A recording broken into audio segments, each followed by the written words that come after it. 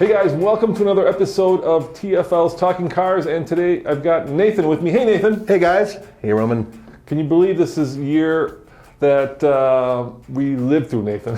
I am so glad 2020 is coming to an end, and it's not just because of the obvious.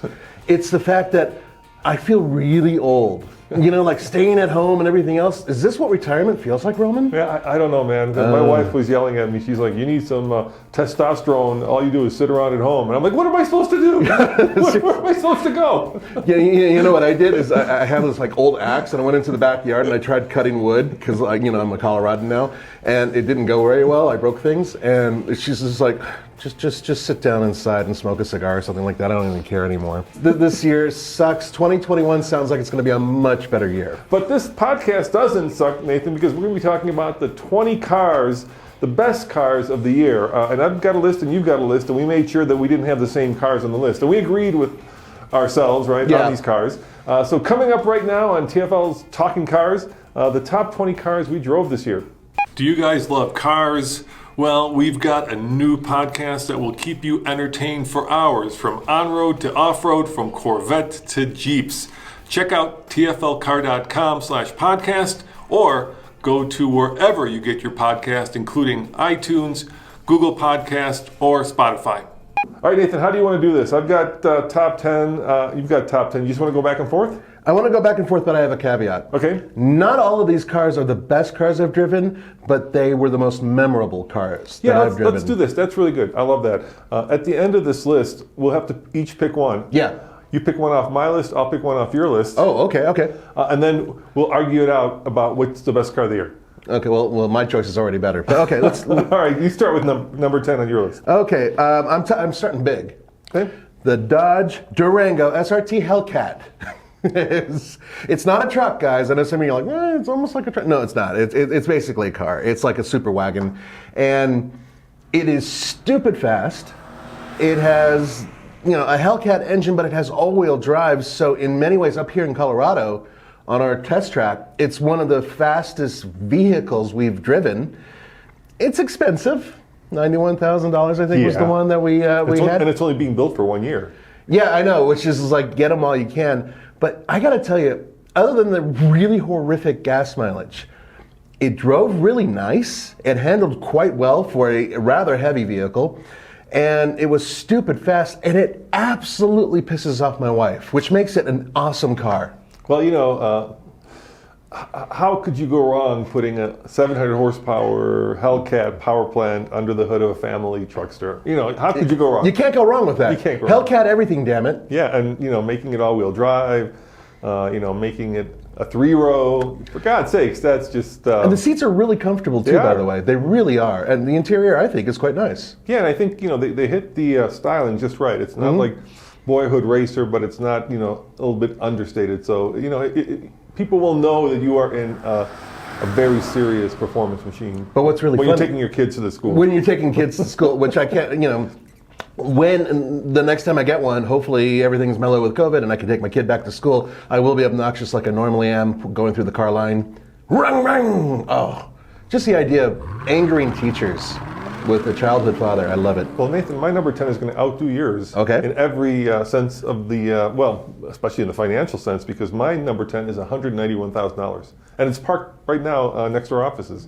It's the Mercedes-Benz GLS, but the Maybach version of it. The Maybach version. Yep. Yeah, that car is quite an expression on wheels, isn't it? Yeah, the paint itself is $18,000. It's a two-tone paint job, bro. You can get a Kia for that, dude. It's just, I don't. When you guys pulled up, Tommy was pulling up in it, and I was looking at him, and Tommy practically had a micrometer outside, making sure that he parked it exactly right.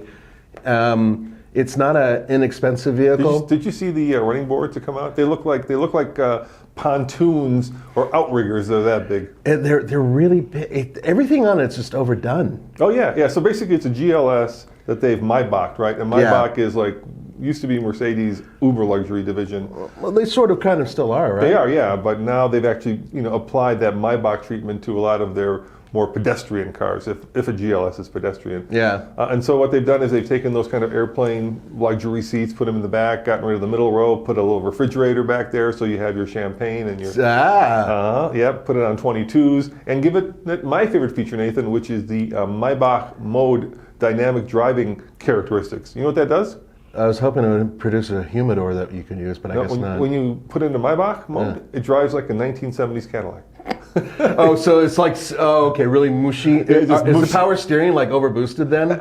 Even, it's got a twin turbo V8. Even that is like toned down.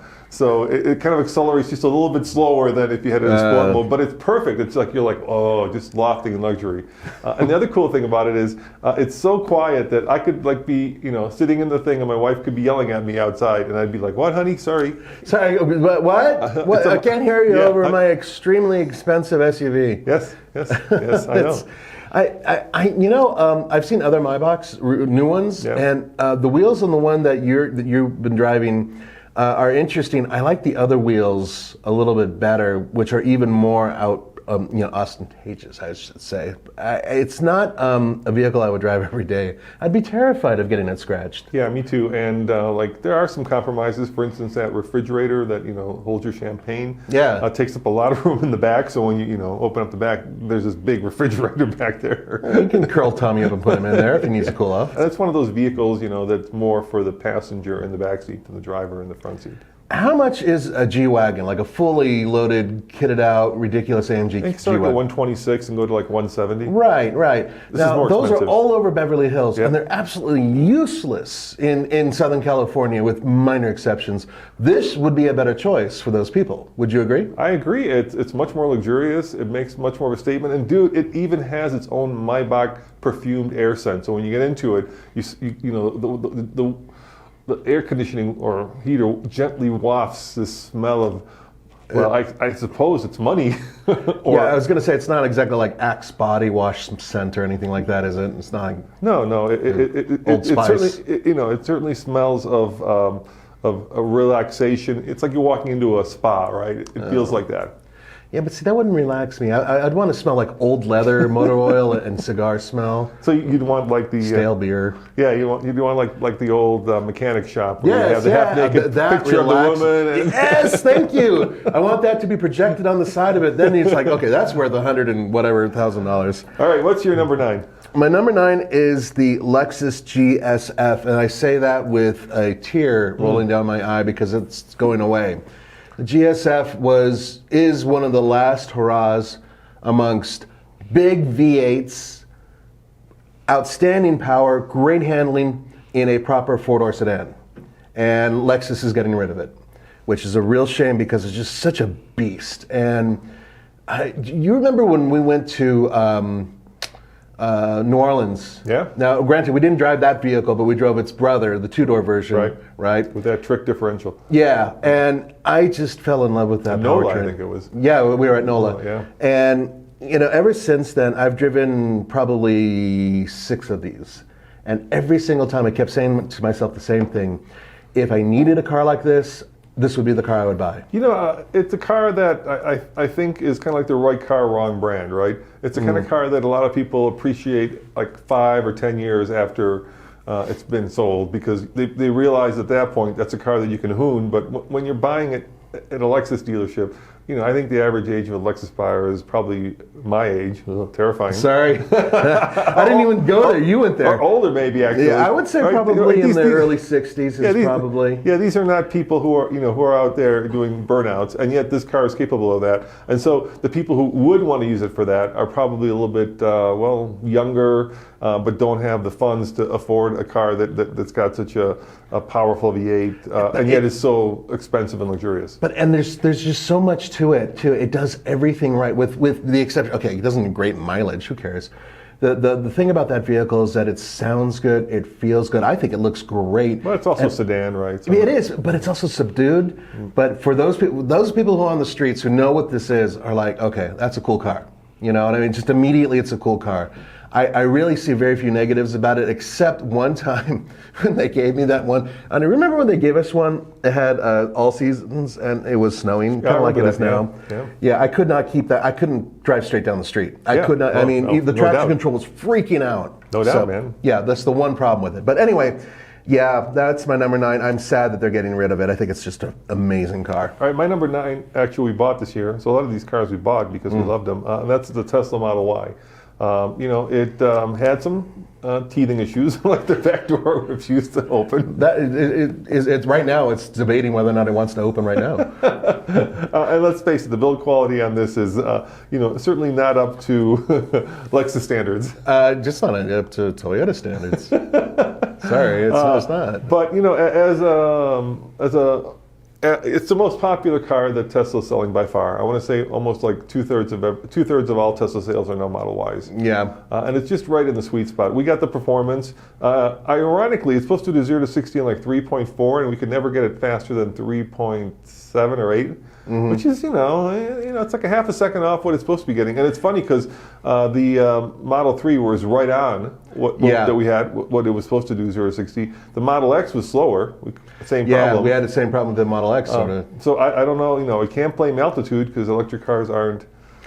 I have a theory that altitude actually helps electric cars. It would, you'd think, like a golf ball flies farther. Yeah, exactly. But beyond that, it's crazy quick, it's, easy to drive. It's got almost 300 miles of range. We put these all-weather tires on it now, so it's actually good in the snow. Yeah, I was going to wonder, I didn't know yet how it drove in the snow. Yeah, it does okay with those new all-weather tires that we put on them, the cross, I don't want to get it wrong, so I'm not going to say it. Fair enough. And you feel good driving it. I mean, it's just kind of the right size, too. I am eating a little bit of crow because I didn't think that the Model Y would be as popular as it is. I still think it's too expensive. Tommy thinks it looks like a boulder fell on a catfish. Because like in the cartoon. I'm not a huge fan of the design. It's okay. I think the Mustang Mach-E, I'm not even going to call it Mustang anymore. I think the Mach-E looks a little bit better. But in terms of overall design of its powertrain and the way it runs and how fast that thing is, I'm really impressed. I really, really am. It's just such a fast car. Not exactly a track star. This is a secret. It's a crossover. Here's a secret that we'll let you in on. And if you're an electric car fan, you probably know this, but Tesla doesn't talk about this very much, nor do the Tesla fanboys. But most electric Teslas, if you put them on the track, will quickly derate themselves. Because what will happen is you'll do like 1 or 2 laps, and they're putting out so much power that either the batteries start to overheat or the cables going from the battery start to overheat, and so they got to power down. Right. They power down, and actually the Teslas that went up Pikes Peak after like the first couple of miles also derated themselves. Yeah. It's just they're just too much electricity, so they're great in a straight line, like drag racing, because it's 10 seconds or 12 seconds or whatever it is. Yeah. But around the track, they're not grand. On and off with the accelerator is going to definitely cause them to fry. So they don't fry. They kind of just put themselves into kind of to prevent themselves from frying. Yeah. Right, what's your next one? The Toyota Supra. This is another one with a caveat. I don't fit, dude. Huh? I don't fit. My head does not fit. Well, you know what? Did you notice that when you sit inside of it, the way the roof slopes back, you're not able to really look over your shoulder and see outside. You probably have that problem worse than I do because you're taller than I am. So the car isn't really great for fit, but I think that the powertrain is, I'm ticked that it's not Toyota. I know Toyota could do it on their own and do their own way, but the BMW powertrain that they have is remarkable. That thing, I drove it in the rain, I drove it in the snow, and the 4-cylinder, it's okay, but that 6-cylinder is just so quick. It is a lot of fun. The problem with that vehicle is I think they priced themselves a little bit out of the competition, even with the 4-cylinder, and there's so much good about that car, but the fact of the matter is you're driving a half BMW, half Toyota, and you never get that out of your head. For some people out there, it doesn't matter, but others, it does. Yeah, it's a great car. If you can get past the fact that it's not a pure Toyota. Yeah, it truly is not. It's a BMW. Yeah, but it's fine. If you don't mind, if you like. BMW builds some of the best straight sixes, the smoothest straight sixes, and you've got without a doubt incredible straight six.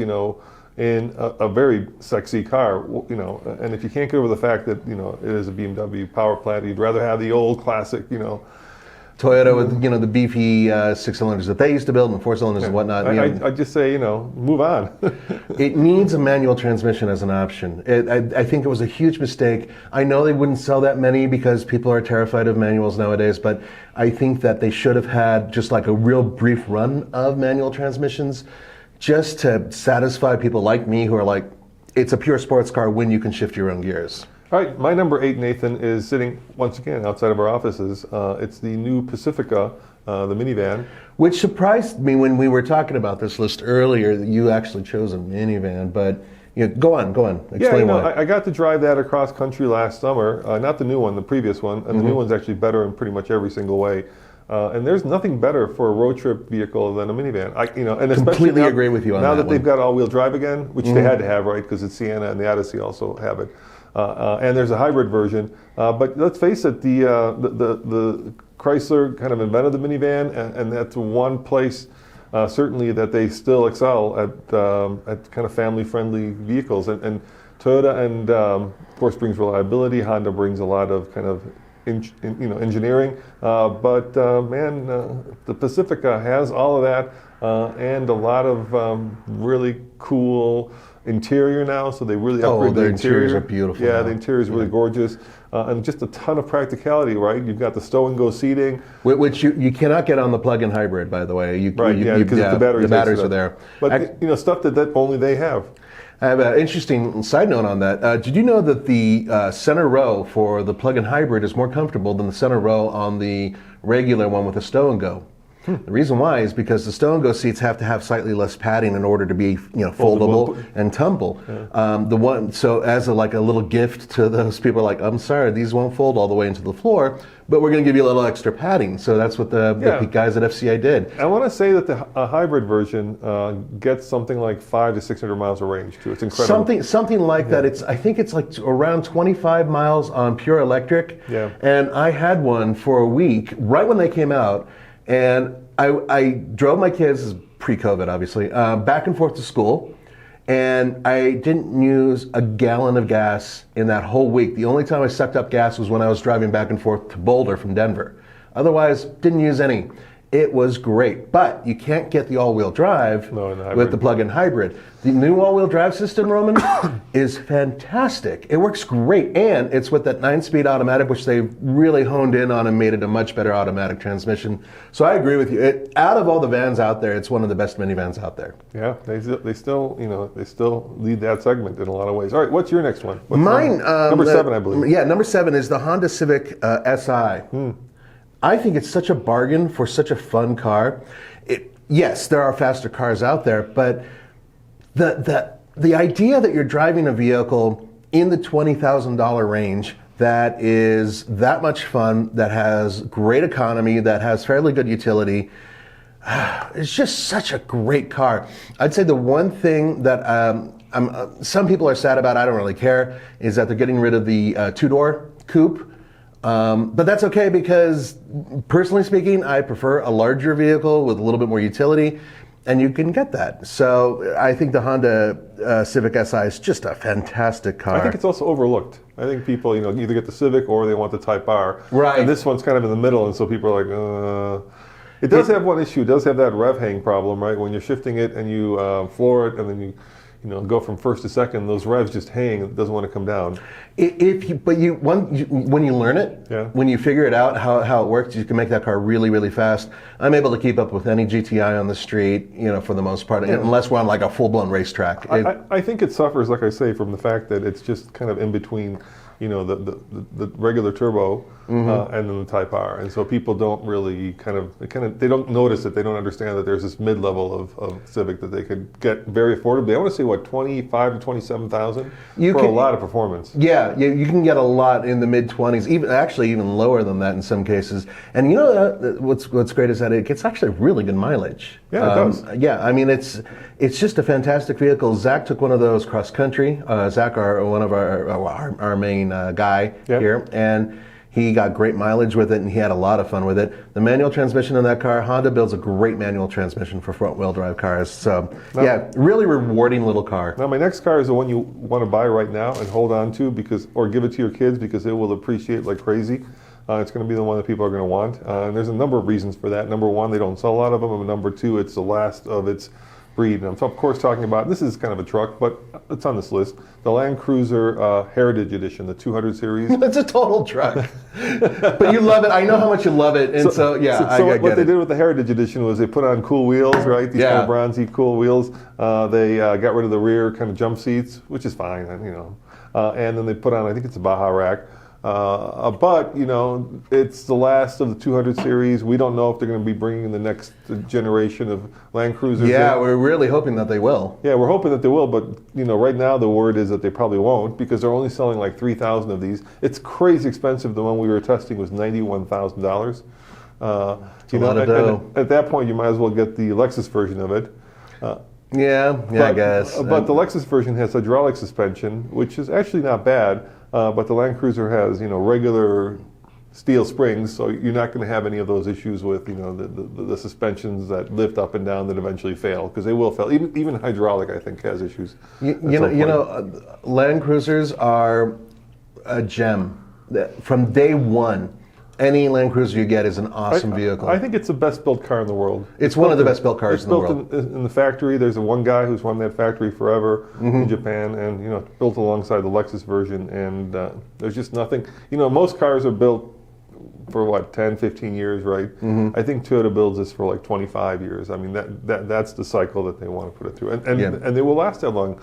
They're overbuilt. I challenge you, to go on Craigslist and find like an 80 series with less than 200,000 miles. You won't. Yeah. You won't. A long time ago, I tried to buy one, and it's actually when I wound up buying a Land Rover instead, because I just couldn't find one that was in my price range that had reasonable miles on it. And you know what? Looking back on it, I probably would have been better off with a vehicle that had 200,000 miles than a Land Rover that had 80,000 miles on it. Sad but true. All right, what's your number 6, Nathan? It's the Mazda 3 Turbo. Ooh, I think they did a hell of a good job styling that vehicle. I've always liked the Mazda 3. Horse and rider as one, Nathan. Horse and rider as one, Kodo design and all that. But the thing is that with the Mazda 3 Turbo, I know a lot of people are really upset that it's not the Mazda Speed 3, that they didn't bring it back. And Mazda's sort of like, here's what Mazda's trying to do. They're getting out of the inexpensive car racket and they're getting to the more premium car racket. At least that's what they want you to think. And if you look at the interiors on the vehicles, including that CX-9 we have sitting outside right now, they're fantastic. They are definitely at a much higher level. So you take the Mazda 3, you put in the really beefy 4-cylinder turbocharged engine that you have inside vehicles like the CX-9 and the CX-5 as an option in the CX-5. And unfortunately, you don't put in a manual transmission, but you have a pretty decent 6-speed automatic transmission, which hooks up really well. And you have basically a relatively inexpensive luxury car that has all-wheel drive and is fast. So that combination with a really good-looking car, I just love it. Yeah, the biggest issue with Mazda for me is not the interior, is not the styling, is not the power plant.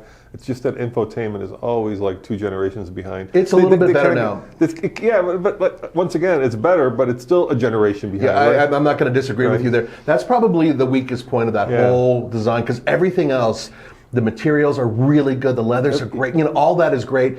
The infotainment system does feel like it's a generation behind. I absolutely agree with you. Yeah, and there's kind of, Volvo used to be kind of in that. God, Volvo still is. Come on. Well, they were in terms of kind of where they placed themselves, right? You had like Chevys and Hondas and the regular cars. Then you had the premium brands like Mercedes, and Volvo was somewhere in between there, right? So and that's kind of where Mazda is at now. They're not quite like at the same level as just Toyota and Honda. They're above them in terms of kind of their quality and their styling. And they want to do that, but in terms of the infotainment system, when you were saying Volvo, it's like, Volvo's known for horrible infotainment systems.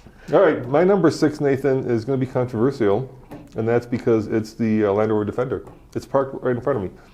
Yeah, there it is. There it is. If we turn the cameras around, we can see the back of it right now. You know what I found? It's been parked there since last week, since we took it off. And it's still running. The front suspension had drooped. Oh, no. Yeah, it was like the front air suspension was down, the back was So I was like, oh my God, is this thing broken? I sat and it started up, it came right back up. But it shouldn't like droop, should it? I don't know. Well, actually, that makes sense because what you want to do is let the billows out so they're not. But the back was up. Yeah, but the back has a different setup than the front in terms of suspension setup. Anyway, I'm trying to give it the benefit of the doubt. Me too. I think it's good looking. They nailed it out of the ballpark in terms of design, in terms of kind of the functionality of it. Right, you can have it as a 2-row or a 3-row. You can have it in a lot of different flavors. You can start at a relatively basic Defender and move it all the way up. There's like $30,000 between the basic one, or even $40,000, and the X, right, the one that's got all the bells and whistles.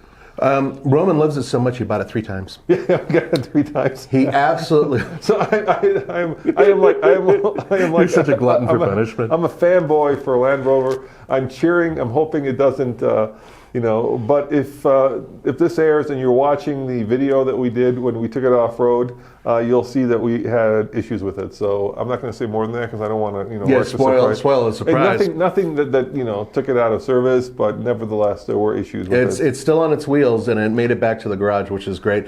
I think it's a fantastic looking vehicle. I just think that they overteched it, and I think there was just a confluence of a lot of different factors. First, they built a new factory in Slovakia, right? Then they put just a boatload of tech into it. Yeah. Not just like electronics, but also like there's a new engine, right? The straight 6 turbo, and I think that whole confluence of things just was maybe a little too much for a pretty small company. I just don't think they tested it enough. Maybe they didn't test it enough. I don't know. It's a real pity because it has presence. Sitting in our garage, whenever I walk past it, it's just like, that's a damn good looking vehicle. It looks really cool and I want to beat up on it. Of course, Roman won't let me do that for obvious reasons because we've been through 3 of them. But the thing is that I agree with you. I think it looks absolutely the business. The interior and exterior design are fantastic. And the engineering could use a little bit of help. Yeah. Well, I think that's fair enough to say. I think that's fair. All right, what's your number 5, Nathan? Okay, it's the Acura TLX A-Spec. The new Acura TLX looks the business. I know, they did. They just knocked out of the ballpark. I mean, the rest of their vehicles have to look this good, if not better. Yeah, it's absolutely spectacular, especially from behind. I love the look of that thing. The front is good, but the back is just out of this world. The fender design, the much more shapely, sexy look to it. Why can't more automakers do this? And the thing is that for a long time, Acura has been floundering in terms of design. When they had that beaver bottle opener grill for a while and the bird beak and all those other things. I've always been an Acura fan. I completely admit it. I've owned Acuras before. To me, it's just like, it's a better Honda. This is a whole different league because it's not just really good looking, it drives great. I actually got a chance to take one of them. The one that we had, it was kind of like a fiery blue thing. And I went on some roads and it was great. And I thought, let's see what the wife thinks. And I only had it for one day when it went with her. She loved it. And I thought, that means a bad vehicle. But then I started getting obnoxious with it and driving it fast. And she's like, oh my God, this is just too, you're blah, blah, blah. And I'm like, okay, great, good car. She didn't like it because of that. My only wish, okay, I'm gonna call it a wish, is that once upon a time there were like there was the vanilla brand and then there was the M or the AMG, right? And then they started to put another middle level, right? The M look or the S line, right? Not the Audi S or not the Audi RS, but the S line, and the A-Spec's kind of like that, right? It's not full on like Gonzo. I would have loved to see more power. Well, that's the thing is that it's not a power thing, but it is a suspension and brake upgrade to an entire upgrade. But you know what I'm saying? I'd like to have like the full on fire breathing, track monster. Give it another 20 horsepower, or something like that, and make it, a manual transmission while you're at it. More like 100, but anyway. Well, no, but it was plenty quick. I mean, that car was just remarkable. I saw, that's that. But you could tell the quality's there, the interior design's there, really the exterior good. Design is there. Yeah, it's comfortable. I would like a different shifter, but that's just a minor issue. The rest of that car is just fantastic. The problem is that segment is now ruled by Tesla once again. Yeah, but I can't find a Tesla for that price that would compete, honestly. Yeah, all right. Well, my number 5 is an interesting one. That it's actually going away, or if it isn't away, it will be soon. And I hated the car when we first tested it the first 2 times, maybe 3 times actually. And now that we own it, I actually really appreciate it and love it. I've learned to love it. And it's the BMW i3. So we bought, because they're cheap now, we bought the 2014, which was the first year, with the Range Rex. extender. Yeah, so you can get them either, with the battery, or you can get them with the battery and a little Kimco, which is a scooter manufacturer, Korean manufacturer motorcycle, 600cc engine that basically acts as a range extender. It's not hooked up to anything. It's just a generator. It's just a generator. It doesn't actually it doesn't turn the wheels. It charges the battery. Right. And we're going to do a Loveland Trials on it, and it's going to be terrifying because we've already done it kind of without actually filming it. And what happens is when you run out of battery power, the motor doesn't have enough, the engine doesn't have enough power to actually, completely charge the battery, so you're going pretty slow. It's a limp home style It's thing. a limp home, in the mountains, not like around here, it'll be fine. Yeah, but we're talking about high elevation and hard. Going up a big hill. Anyway, what I love about it is it's a really good size. So I usually don't like the clam-shaped doors, but this one actually has this kind of really bright, open, airy cabin. So It's a very good cabin. yeah, so you feel like there's just a lot of air and a lot of space around you. It feels very modern in that regard. Yeah. People don't like the look. I actually don't mind the look. I think It grows on you, doesn't it? It does grow on you. It looks like one of those, it's like one of that, this is an old reference, the sleeper car in Woody in Allen. the movie Sleeper with Woody Allen? Yeah, like that. Wow, Potty, like you just car. dated yourself big time, bro. Yeah. But you know what I mean? No, That's- it's kind of got a retro futuristic look to it. You know that this is one of the few cars that's almost completely bespoke. The design of that vehicle, the entire shell of it, which is extremely safe and very stiff, is mostly carbon fiber. Right. And for the price of what you're paying, you're getting super high tech.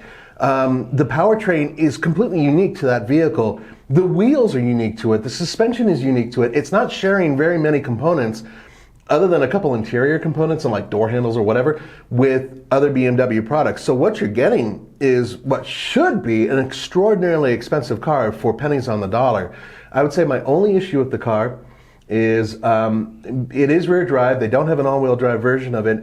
It's okay in the snow, but it has these super narrow tires that are basically motorcycle tires. Yeah. Which can be an issue in some climates. Well, ours have snow tires, so when you put Blizzaks on there, right, which those are, Yeah. then they're fine. So it's fine Yeah, with yeah, those? yeah, I haven't yeah. driven in the snow with those Yeah, yet. it's fine. I mean, it's like any rear-wheel drive car with dedicated snow tires. And it came with them, so, and like I said, we paid, it's a 2014, it had 21,000 miles on it, and we paid 12,500. Now, we did have a couple minor issues with it, Yeah, but they've all been resolved. Well, they were expensive. It was $1,600 to fix the gas tank issue. Yeah. But anyway, we also bought it with a transferable warranty, and so it was, after we paid $200 to transfer the warranty, thank you, BMW, it was covered under the CPO. You mean the Germans made it difficult?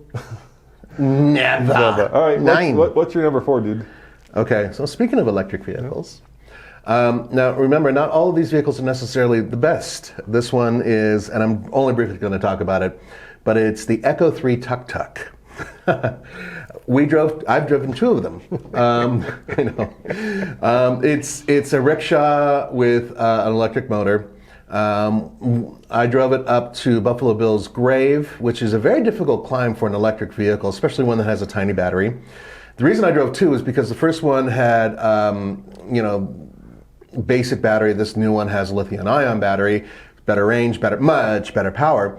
But the thing about it is, it's not great. Not at all. It's actually kind of sort of terrifying to take it into heavy traffic. Around town, it's fine. It's actually kind of a cool little car. The thing about it is, it's so different and it's so unique. I've never driven anything quite like it. Probably will never drive anything like it again. It's just a fish out of water, though. It's in the wrong environment. Yeah. Denver, as a city, it's okay. It'd be much better in a much denser population, like Bangkok, yeah, Hong Kong, Beijing, Philippines. Yeah, and which is what it's built for. But they market it here as a vehicle that you can drive back and forth to school if you're at a university, or downtown. And I totally get that. And it's got a warranty, and you can get air conditioning with it, and a whole bunch of other things. Interesting vehicle. Not something that I would buy. I mean, it's for the same price I bought a used Nissan Leaf, which I'm much happier with. It's a proper car, but it was entertaining, and it's something I will never forget driving. You gotta watch that video, guys. Yeah, it's obnoxious, Just watch but it's the video. fun. Yeah. All right, number 4, Nathan, is the for me Genesis GV80. It's their new Hyundai's new luxury brand crossover, and It's beautiful. The interior is just out of this world. I mean, they completely rewrote the book on what an interior should look like. Well, they hired away a whole bunch of people from Bentley, from Rolls-Royce, from Audi. Yeah, they're redefining luxury in a lot of ways. And they basically built the vehicle for a quarter the price of your super high-end luxury SUVs. I would put it up against the Bentayga. I'd put it Without up a against doubt. the Maybach, GLS. It's that good inside. It is absolutely gorgeous. When I saw the interior, I was stunned, and I kept I was bugging Tommy, who was going to do the video, and I said, so was this $100,000? And he just kept looking at me like I was an idiot because it's not even close. Very affordable car for that type of luxury. It's just ridiculous. And all reports indicate that it is going to be extraordinary, not just on the road, but off-road too. It's supposed to have a pretty good off-road system. So we're still looking forward to driving it. We had it here. We couldn't drive it. We could just kind of, In the parking lot, yes. Yeah, look at it. So I'm looking forward to driving it, but it's a game changer in a lot of ways. All right, what's your next one? Number 3, Nathan. Number 3, speaking of luxury, Yeah. is the Lexus LC 500 convertible. Beautiful car. Oh, I love that car. The Nathan. most beautiful Lexus has built in my book. I think it's probably one of the most beautiful cars, period, right now. Right now, in terms of a modern car, absolutely.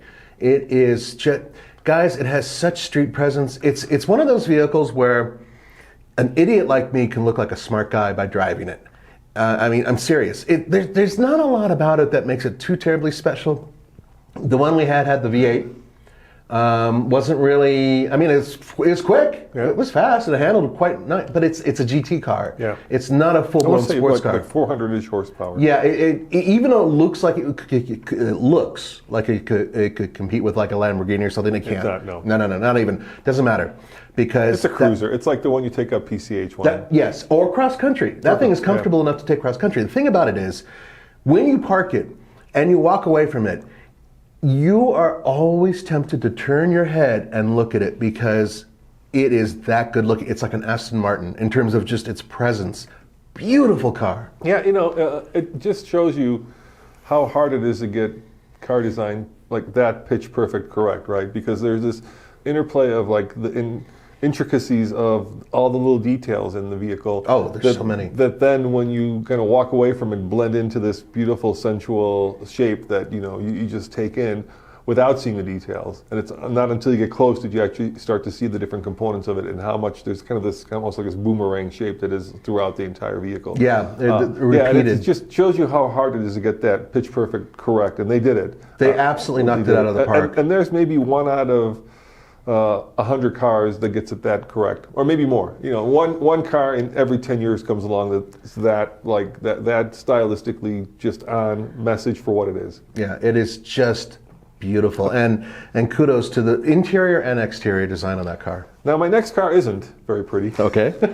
It's exactly the opposite, actually. I would say they completely missed the styling, but I love the car anyway. It's the Hyundai Nexo, which is the hydrogen-powered car. Yeah, I haven't driven it. What do you think? Hyundai, thank you. They shipped us one. We thought we could actually fill it up here because we have the National Center for Atmospheric Research, which has a hydrogen station. Yeah.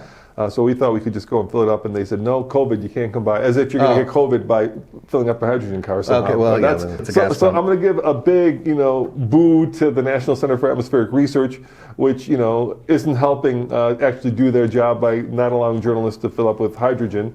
But the car, in terms of the technology in it, is so cool, Nathan. The design is kind of frumpy. What I want from a hydrogen car is something that's swoopy and Jetson-like, right? Something that screams the future. Because whenever you have a car and the only thing that comes out the tailpipe is water, that is way cool. Yeah. And there's so much you could do with that, right? It would be cool if that water actually went through some kind of pipe that you could see inside the car. You know what I mean? So you actually see the method, how it's happening, yeah, how it's converting. because then you feel good about the fact that you're driving this thing and, oh, look, it's only water coming out. Or maybe just, fill up a water bottle in the car. There's so much you could do with that. The thing about it is, and a lot of people are saying hydrogen could be the fuel of the future, and I would agree, with the exception of the fact of actually making the hydrogen is extremely expensive and difficult. So it depends where the hydrogen comes from, right? If it's, if you're making it, it's expensive. Basically, Hyundai is paying you to buy that car right now. Yeah. Because they're giving you, when you lease it, like $16,000, I think, if I remember right, worth of hydrogen to fill it up. There's only less than 100 stations in California right now. But here's the thing, guys. So Tesla, right, when they went out and actually built the car, they also built the charging network. Yeah. The problem with both Hyundai and I'm going to go with Honda with their hydrogen car and now Toyota with the new Mirai is they're kind of thinking about it in an old school way. Hey, we build the cars and we'll let somebody else deal with it. Yeah. But they should be thinking about it like Tesla. They should be making the infrastructure commitment, I right, think to build the stations as well. I would agree, but at the same time, that's extraordinarily expensive. Tesla did it. Yeah, but it's not the same to have a charger thing versus a hydrogen station. Storing hydrogen is a completely different thing. Yeah, I know, but then you get together with like, I don't know, pick Shell or the gas station and you partner with them, right? I don't think the Shell's station's already there. Yeah, no, I get your point. And that's what's happening in California, right? It's like you've got the main gas station and then off on the side is a hydrogen station. Right, and it's just it's just a container. It's not like it's like a big tank that they, under pressure that they fill with hydrogen from a truck. Which makes an amazing explosion if it's detonated. If you detonate it right. Yeah. Another thing, real quickly about hydrogen, is that a funny connection with electric vehicles. Hydrogen could be the way to fix the problem of having electric charge places in points where you don't have a connection to a grid, because they can basically run like a generator, and that car could power your house. Yeah, so you could basically make a hydrogen generator. You need an inverter. Yeah, but you can make one, and I've seen them, and actually... in Japan, a lot of the cars actually do have inverters built into them. So you could plug your house into them, literally. I have an inverter for my Nissan. I haven't tried it yet, but for my little Nissan Leaf, I can plug in a microwave and run it if I needed to in an emergency. Or a refrigerator, which is... Well, let's get to the number three now. Two. Number two. What's number two on your list? Number two is the Honda Civic Type R. Now, I know I mentioned you got the S and the Type R. I love them both. How do you fit in that seat? Okay, so that's the problem. I know. Getting my big American ass into that seat is not easy. The seat is super over-bolstered. Now, I hear that they're actually addressing that with the next version of it. They really did take no compromise in terms of sales. They made no compromise in performance, but it's got to be killing their sales. I love that car, but I do not fit. No, but they've actually managed to sell them, which is why they're still building them. And they're building new versions of them and limited edition ones. The Honda Civic Type R is one of the best handling cars I've driven, period. That seat is designed for Paul, our race car driver. Yeah, who's tiny. He's like, 110 pounds soaking wet and, 4'9". He's a little guy. Former Stig, by the way. The thing is that with me, once I sandwich myself in there and my gelatinous body actually moves around the components of the seat, and I strap myself in. Once I'm in there for a few minutes... All right, Honda, here's what it feels like for me, okay?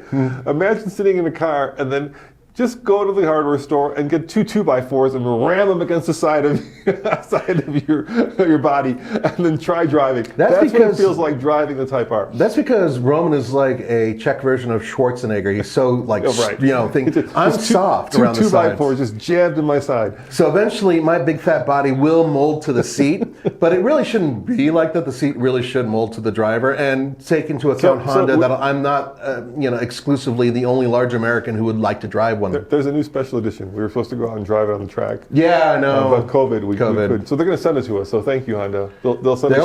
only build a few hundred of them, right? Yeah, they're going to send us one. We're going to test drive it, and you could go and squeeze yourself into that. I'm going to squeeze myself into it. Paul can sit on my lap, and we can have some fun and drive around. Yeah, it's a great car. Yeah, there's no doubt. It's just what a great handling car. My only issue. A little overwrought stylistically. That's what I was going to go with. The seats, yes, that's a problem. But on top of that, they have spoilers and stuff hanging off of there, and it's just, it screams boy racer. Whereas if you look at the Honda Civic Si, it doesn't. And I really wish there was a compromise between the two of them. I don't think you need that massive wing. I think there could be something else. That's one of the issues. And some of the other stuff on it, I just personally speaking, find it to be a little bit too youthful. My 11-year-old son's like, yeah, I like that. But as pure of a sports car as you can get, with some of the best handling dynamics of any vehicle out there. Fantastic handling car. Yeah, it'll take on cars twice as expensive. I was keeping up and beating Mustang GTs. Yeah, in the Rockies. It was extraordinary. Great car. All right, my next car, Nathan, is the one we just had here, the Volvo V70 Cross Country. It's the last of the wagons. What a beautiful car. Yeah, it's just an absolutely gorgeous car. Inside and out. Inside and out. It's I had the V70R. This, of course, isn't the R, but nevertheless, it is a cross-country version of it, which, let's face it, isn't all that cross-country. No, I mean, Yeah, it's like the Swedish idea of cross-country, which does not translate well here in Colorado. I think it does. I think it works well in Colorado. In Denver, but not once you're off-road. Yeah. So it's slightly taller, and it's got some cladding on it.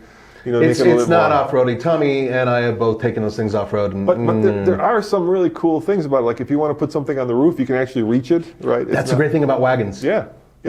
We had a V90 recently, and we actually did a video where we had Blaze. Sorry, the V90 cross country, not the V70. I misspoke. Yeah. No, that's okay. But the V70 and V90 are brothers, and you know the V90 is super long, big wagon, and we had Blaze, the super puppy, who's no longer a little puppy, and I wanted to demonstrate the difference between having the wagon and then I had a Chevy Tahoe. Yeah, how much taller it is. Exactly, just loading a dog in and out of there, especially I had Tommy do it because his spindly little arms trying to lift that dog up is adorable.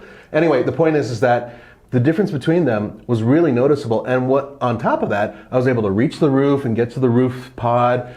It's just, it's a nice compromise for a lot of people out there who really don't need a giant SUV, and I just think those wagons are understated, and at the same time, I think they're gorgeous. All right, what's your number one? My number one, right behind me.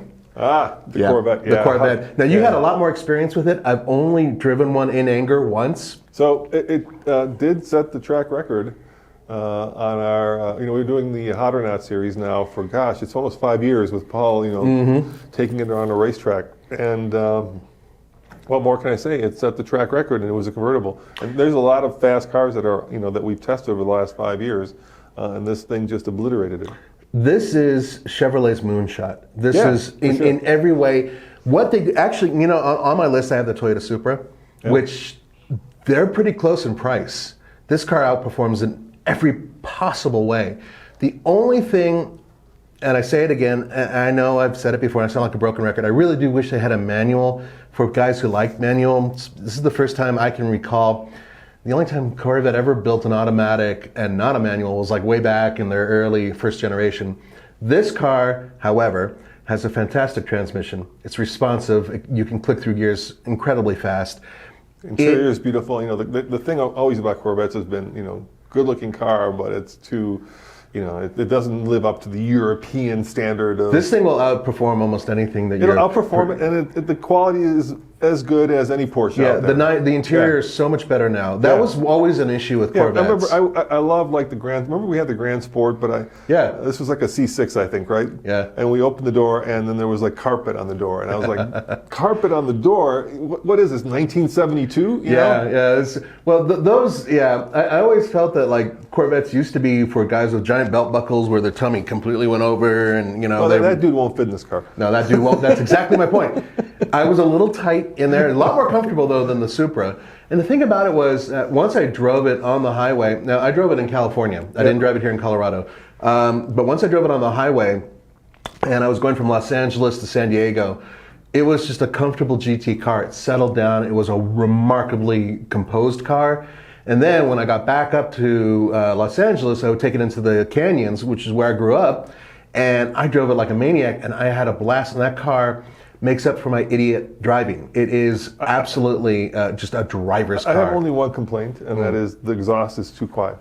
You know what? I agree with you. The old one was I want more like Thor laughing. Yeah. This one's kind of just like, it's okay. When you get in it, it sounds pretty good, and then from the outside it sounds good, but from the inside of the car, you don't really feel the exhaust. I want to feel it if I'm really in it. Like, I wish there were baffles that did more. Yeah, you know what I mean? Agree, yeah, but otherwise, It's just an incredible car. Yeah, they did. Yeah, extraordinary. You did really well. And my number one, of course, has to be, this is kind of the swan song, I think, right? But if you're going to have, a family sedan, it should be the Dodge Charger Red Eye wide body. Which is just a ridiculous, awesome car. Yeah. I mean, almost 800 horsepower. Yeah. In a two-wheel drive family sedan that started over out 200 miles per hour, too. 202. Yeah, that started out as Mercedes-Benz way back. It only shares a couple components with it now. But the point is that they've just gone as far as they can possibly go with that car.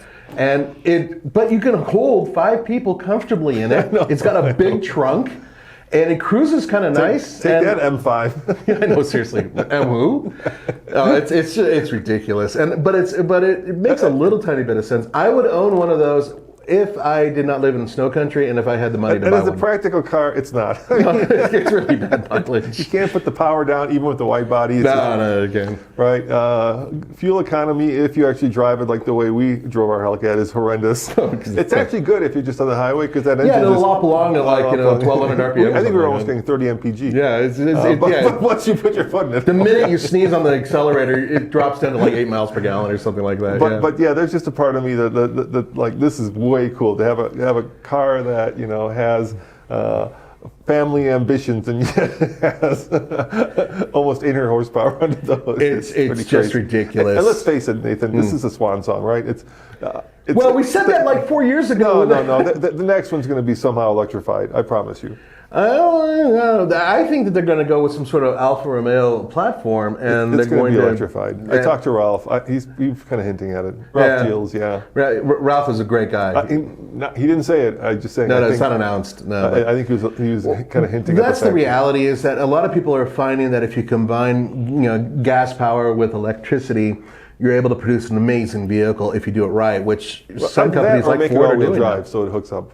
Well, that's the other thing. They need all-wheel drive desperately. That car just needs it. What it needs... You can get an all-wheel drive, but you can only get the Pentastar with it. Well, yeah. Because you would tear the drivetrain. More importantly, though, if you got what my number 1 or number 10 choice was, the Dodge Durango SRT Hellcat, then you basically have that car with a third-row seat, weighs a little bit more, and unfortunately the wheels, the tires are not as wide. I know, that's it. We need a wide-body version of the Durango. All right. At the beginning of this episode, Nathan, I said I would pick one off your list and you pick one off my list, so I'm going to pick one off your list. It's tough, okay? It's tough for me. I know you want the tuk-tuk, right? Yeah, it's not the tuk-tuk. It's not the tuk-tuk. It's tough.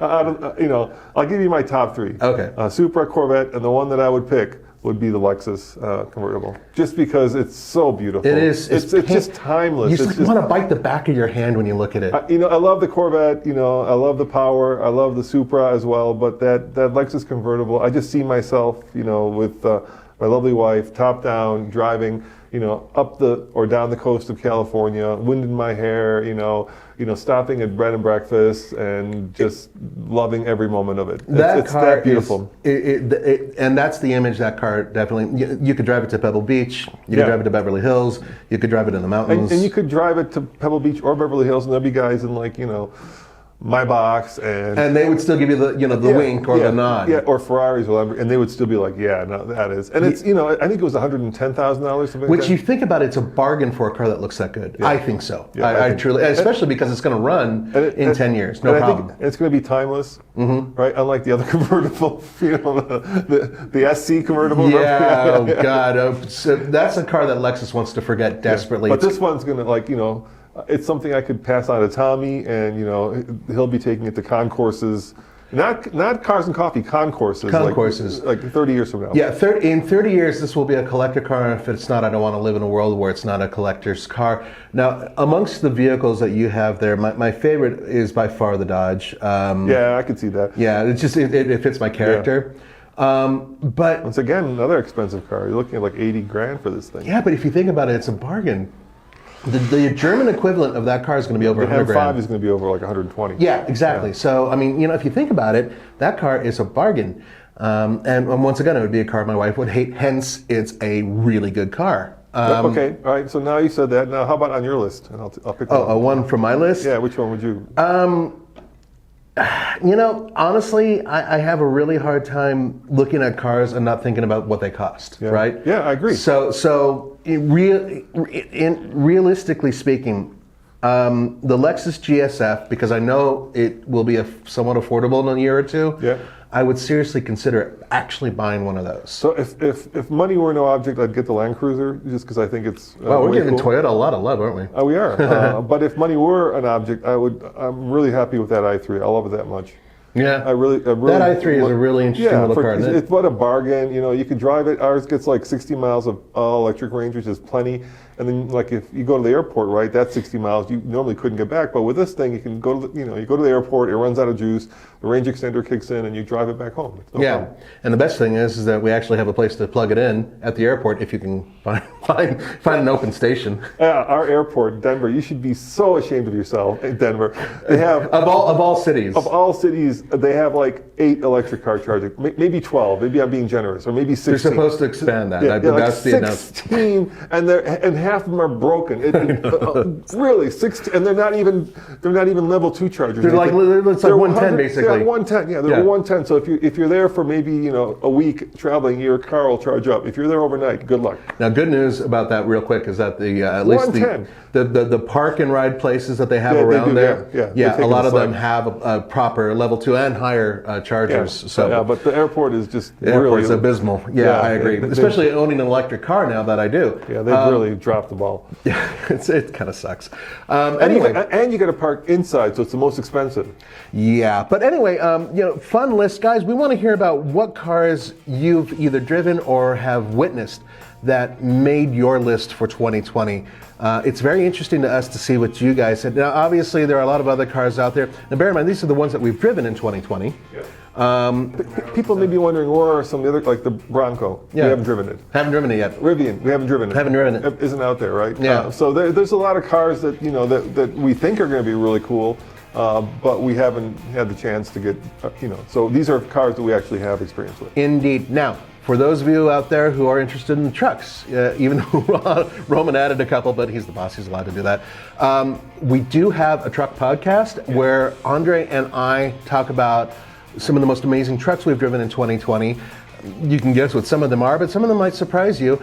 And that is on our truck podcast, so don't forget to check it out. Yeah, that was a good one. You guys are talking about the self-inflicted errors and home runs of the truck world for 2020. Indeed, and it's definitely an interesting list.